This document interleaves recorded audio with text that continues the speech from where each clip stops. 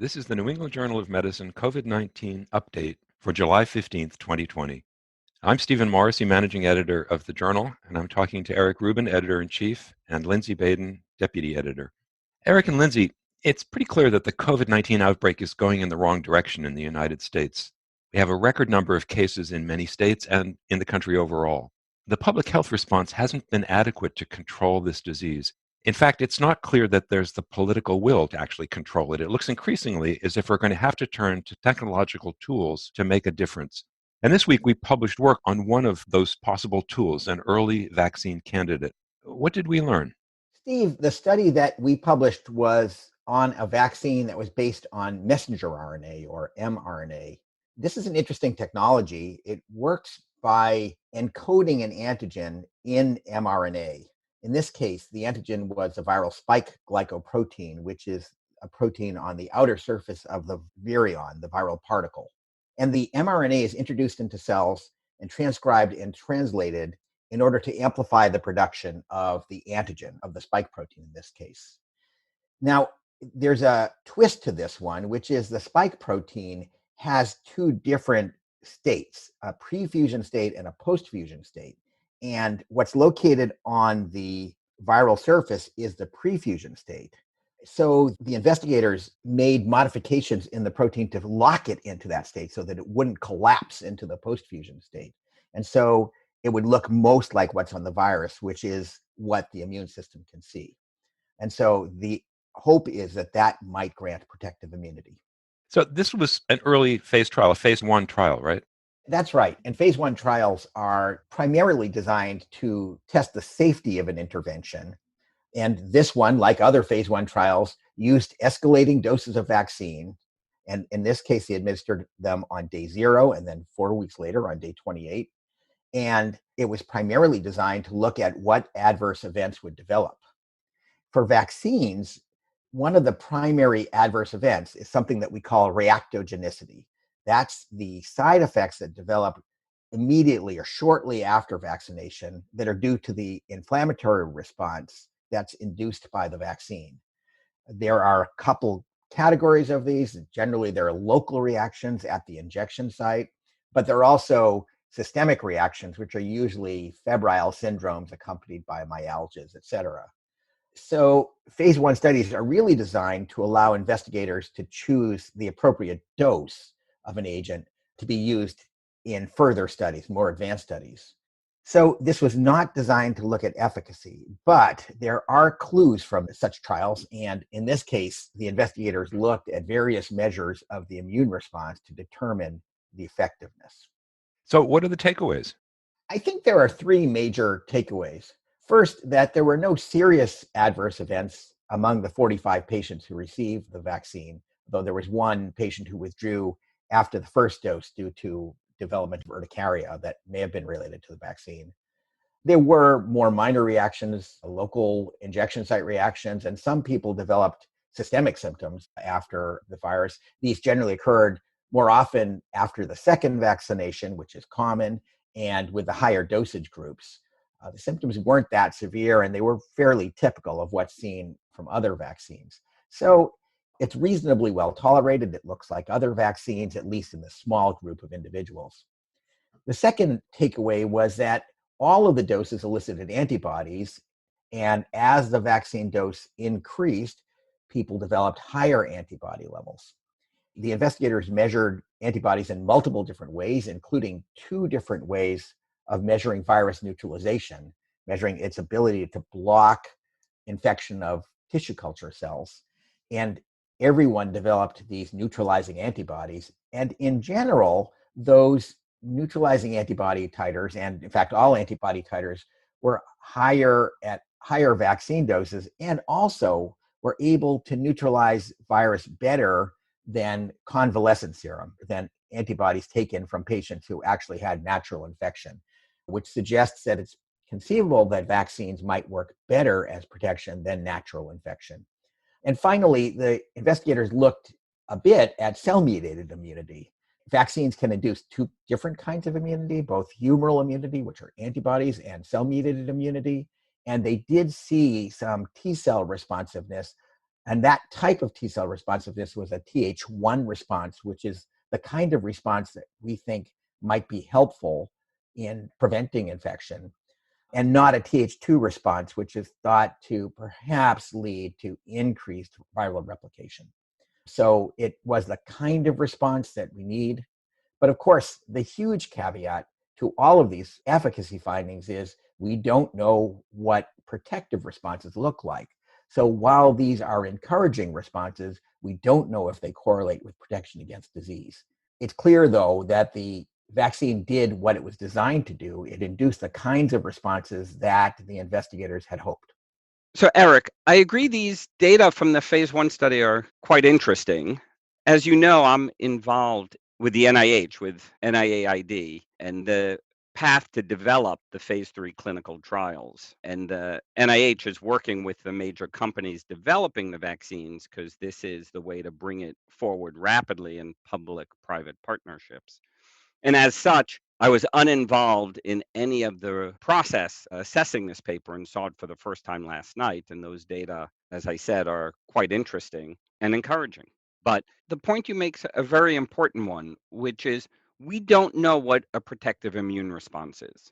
And there is no known correlate of protection.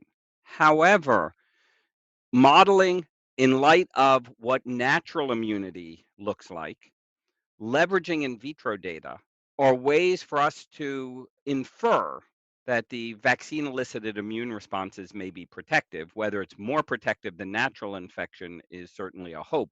But the real question is, are we modeling around the correct immune responses that are associated with protection? And there's no way to know that because the correlates of protection haven't been defined. But these data are definitely encouraging, given that the elicitation of the neutralizing antibodies are a parameter that many think are associated with protection. It's a tough disease to understand correlates of immunity because we really don't have a very good idea of whether natural infection is protective or even partially protective or fully protective. There are reports of people developing symptoms of COVID-19 after an initial infection, and some of those may represent reinfections. Many of those may represent patients who are unable to clear the initial infection entirely. But without evidence from natural infection, it's hard to know what correlates of immunity will look like. So I think it's likely that we're not going to learn a lot more until we have some of the efficacy results from these vaccines. I think you're absolutely correct. And I think in many vaccines, we don't actually know the correlate of protection. We do know clinical protection, and then we infer which immunologic parameters are best associated with that. Even in natural infection, as we've been seeing reports coming out, there may be waning neutralizing antibody titers. What are the implications of that for protection in the long term? And we see that with other kinds of pathogens, and we know that the immune system can be primed. And even with loss of neutralizing antibody, there can be an amnestic response and a boosting response. So I think the natural immunity that is engendered by wild type infection will take some time for us to really understand. And I should add, Lindsey, that of course it's entirely possible that vaccination will elicit a kind of response that's not like a natural infection, and that might be better. So we don't need the information from natural infection. It would help if it gave us some guideposts in the correlates of immunity, but it's not essential that natural infection be protective in order for vaccines to work. Correct. Although the more we can mimic the natural model, I think the greater the chance of the strategy working. But this disease, COVID-19, SARS-CoV-2, is quite different than other pathogens.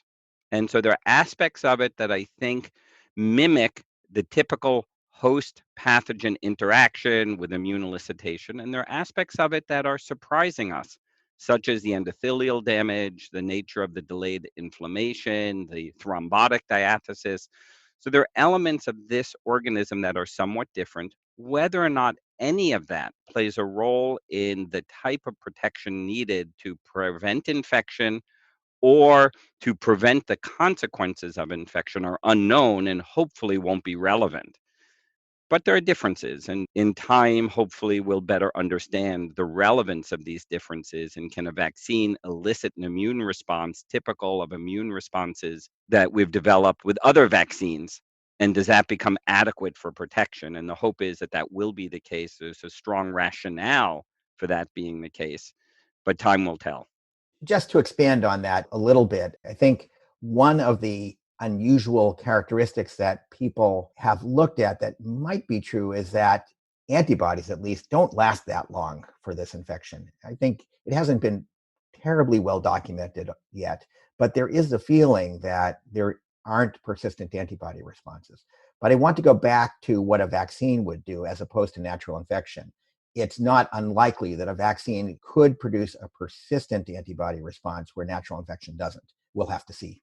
But I'm not convinced that a persistent antibody response is required for long-term protection or for amelioration of disease, because one can lose the antibody, yet still have the B cells and the machinery to rapidly respond when faced with the pathogen again.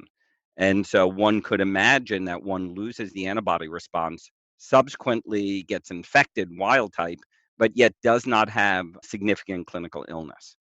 Many questions we don't know and are intriguing, and it'll just, again, take time to sort this out. So, given all of that, how does this trial, this candidate, fit into vaccine development efforts in general? There are an absolutely enormous number of vaccine candidates out there in varying stages of development. The last tally I saw suggested that there are more than 150. This is one of the most advanced, but there are other advanced candidates out there. For example, last month, a group from China published the results of a similar early phase study. This time, the gene for the spike glycoprotein was expressed in a modified adenoviral vector. That study was larger. It had about 108 participants. They did a similar trial with 3 different dosages and found reactogenicity that was worst at the highest doses. So a similar sort of result. Their vaccine was different in that it induced high levels of T cell reactivity, of cell-mediated immunity, but much more modest levels of antibody. But again, I have to go back to, we don't know which of these is more important or if both could provide protection. And then last week, another group posted a preprint, which is not yet published, of another phase 1 study. This vaccine from another manufacturer is also an mRNA vaccine, again for the spike glycoprotein, but the glycoprotein, which is ordinarily arranged as a trimer, as 3 molecules complexed together, that trimer is conserved in the vaccine candidate from this other group. This one was given to 36 patients and 9 placebo controls. And again, reactogenicity occurred, which worsened with the increasing dose. In fact, they dropped the second administration of the highest dose because they were concerned about how ill it was making people. And again, they found very high titers of antibodies and neutralizing activity. They haven't yet reported on their cellular immune responses. So there's a lot out there already, and there's going to be a lot more. I think that as we watch transmission of COVID explode domestically and around the globe, and the mortality consequence be so significant, the response by the scientific and government communities has been remarkable.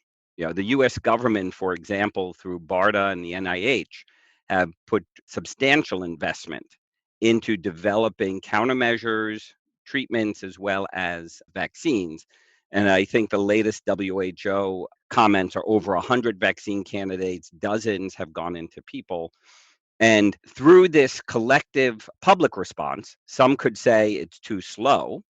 Others can say in 5 months, we've never done it this quickly before. A variety of mechanisms have been developed to advance these candidates through the NIH, through the CoVPN networks, through the US government that I'm part of, that are designed to rapidly facilitate the development of candidate countermeasures, including vaccines. And so it's unprecedented the speed that COVID has spread around the world. It's also unprecedented the response. However, the response we all wish could be faster and will push to be faster. So, given that these candidates are beginning to accumulate and are potentially ready to go into further testing, how's that decision going to be made? How is it going to be decided which ones go forward? So that's a really good question. And I'm going to leave some of the mechanics to Lindsey because he is involved in some of the decision making that's going on in collaboration with the NIAID. But I will point out that the trials are very expensive and they'll require thousands of patients. So we can't do an unlimited number of these late phase 3 trials. We'll be limited by not only cost, and the government and other funders are certainly putting a lot of money into this, so that may not be the single limitation, but the number of patients that we can recruit. And for efficacy studies, we would like to recruit those people in areas where there is ongoing transmission of virus so that we can actually measure outcomes. So there is going to be a practical limit, and it's going to require a lot of hopefully coordinated thought to figure out how we proceed. I think that it is a challenge, Steve, as you sort of note. And as Eric and I discussed earlier, we don't have a correlate of protection. So the immunogenicity from the study that we're publishing is a marker on the road of what needs to be seen, but isn't the answer. But I think safety, speed, and scalability are key parameters. And scalability not only for 300 million US citizens, but I would argue 7 billion. This is a problem for the globe, and we have to be able to go to scale to respond to it. But I think it's how quickly can we respond safely, and how many candidates can we move forward thoughtfully because they have a reasonable chance of working in the appropriate safety profile.